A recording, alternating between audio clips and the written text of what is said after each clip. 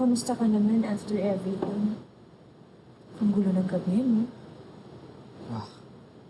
I've had worse. But at least this night, it ended with you. Ay nako, ikaw talaga. Ang galing mong magpa-charm. By the way, okay lang kaya si Paolo after nang ginawa ng tatay ni Marge? Para kasi siyang nagkaroon ng sneak preview ng life niya sa bago ng asawa. Teka, bakit naman biglang na-curious ka sa kanila? Sa kapatid ko? No. I just meant na... Alam mo, tama nga yung hinala ko kay Paolo. Walang something special sa kanya. Eh, ikaw. Mas lovable ka. Mas mabait. Mas malakas ang dating.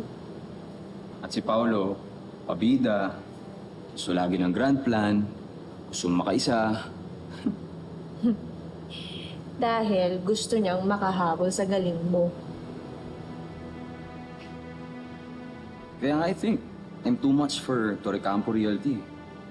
If they can't handle me, ganun talaga. Hindi kung gusto niya, kay Paolo na lahat yung Torrecampo Realty di ba? Sayang naman. Actually, I was thinking, nung pinapakilala ko ng mama mo sa mga family friends niya sa Torrecampo Realty, maybe I could apply there. It's good to start somewhere stable, di ba? No.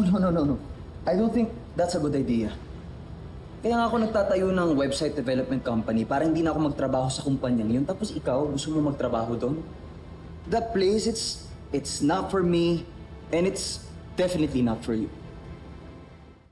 Gusto ko lang naman to be in a place where I could know your family better.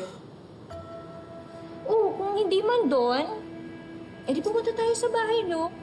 Ano ba? She's been so kind to us. Parang ang sarap maging parte ng mundo na yun.